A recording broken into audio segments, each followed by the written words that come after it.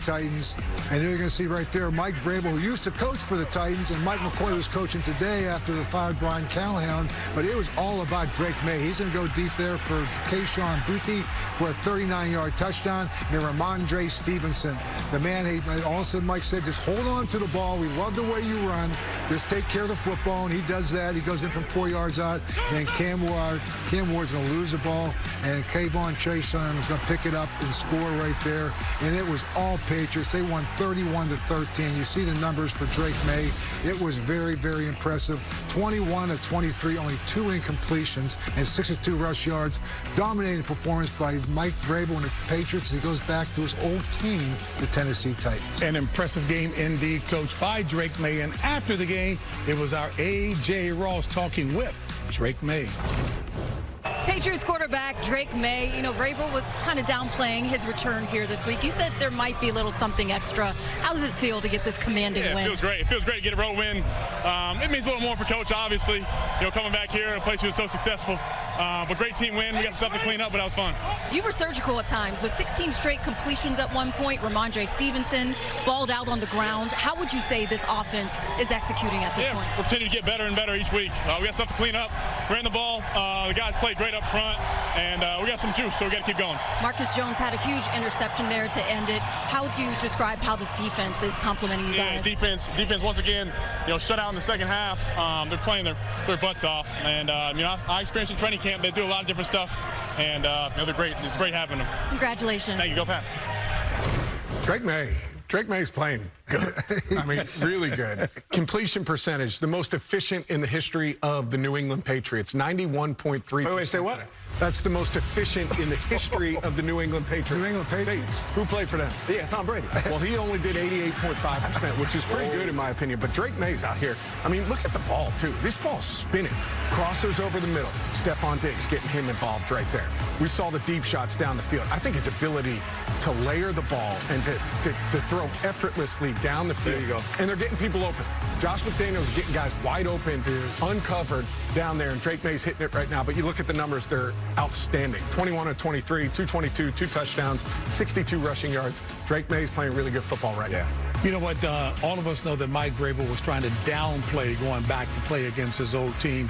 His players would not allow that. This is Mike Vrabel in the locker room with his squad. Okay, so there's things of complementary football that we have to continue. Just felt a little disjointed early on. Okay, felt a little disjointed. I got to do a better job of bringing us together early in the football game. Gonna break down. One second. Come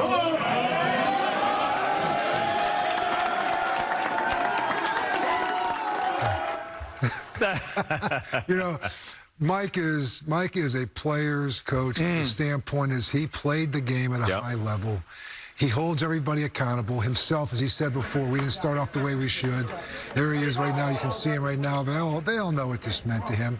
And so, you know, listen, Mike Vrabel is a football coach made to be in that football with that team. He does that after every game? Yeah, he does. Yes, he does. Absolutely. You know, that's what I used to do after every game when he was a rookie. I shook everyone's hands when he came in the locker room. Really? So did he learn that from you? I don't know if he did or not. But I did after every game sit there and make sure I shook everyone's hand. And why did you do that, Coach? Because I wanted to make sure that everyone understood I appreciated their efforts for that particular day. Hey, but doesn't he shake your hand after the show? Where's my handshake after the show, man? Not if I win a debate. He doesn't shake my hand. You guys are out here so fast. You're trying to catch flights to get out of here. But, you know, I mean, I think Mike Vrabel is, again, I go back to the same thing. Mike's got a bigger vision. He understands it. There isn't a whole lot. Like, let's not be surprised by winning. It's a game that we should have won. We were a better football team than they were today. Yeah. And, you know, again, for the Tennessee Titans, it's tough. You know, matter of fact, looked this up. The last 10 times that a head coach was fired in the season, the following game with the interim coach, teams were 3-7. So it's hard. It's hard for players to come back when you're going down the depth of any organization. And I wasn't a part of it, but I've seen it. Is your head coach gets fired in the middle of a season, and you guys, I don't know if you've been a part of that.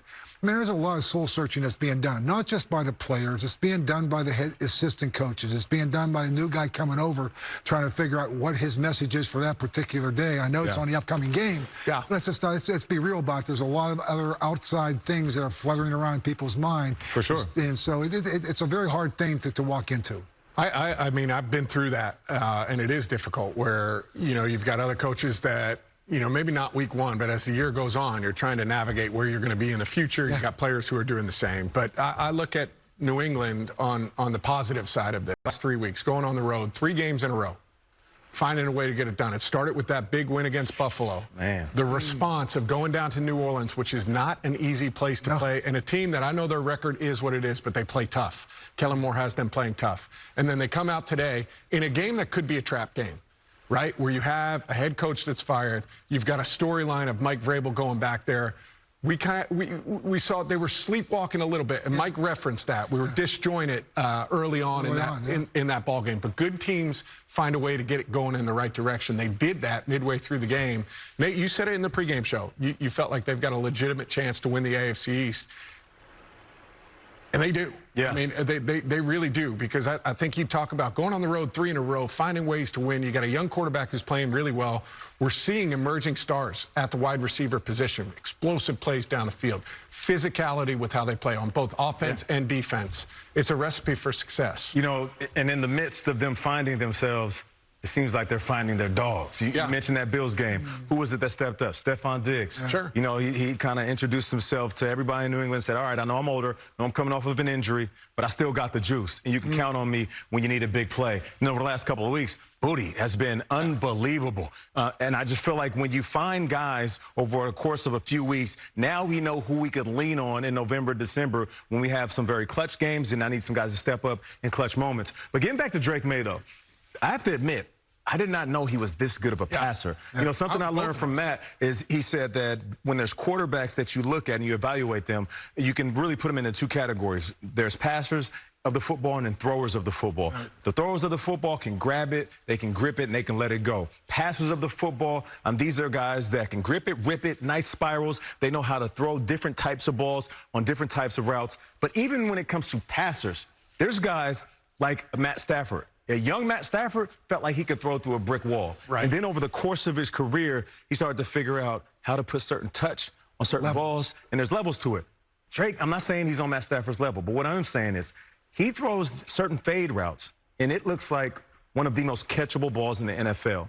The way that he has his trajectory on the ball and how it comes down, and I know our football fans are smart that watch the show. I know you have a high football IQ, but I'm just telling you from a perspective of a wide receiver, when we see a ball go up and down and it's easy to track and it can fall right into my hands, no matter where it is in my radius or in the proximity of where I may be, it's an easier ball to catch. And I'm noticing that with Drake Maye. So passes that might seem difficult because of the distance from where he's throwing, they're easier to catch on the other side of the ball where the receivers are. And if I may, in this educational process, after this, I want you to go to the instant update. But you talked about Drake Maye, and maybe it's what Nate is saying, layering the ball. Layering. What does that mean? What Nate is referencing, I used to say, that ball hugs the ceiling. Yeah. Right? The ball hugs the ceiling. So it's thrown with enough touch, but it kind of just hugs the top of the ceiling, doesn't tick it, and then just comes down right over the top. And I think you see that on routes over the middle. We've seen that on crossing routes where JB, it might go over a linebacker, layered over a linebacker, but just high enough to be able to get back down and right into the receiver's hands. He does an excellent job of that. But let's go to the Colts.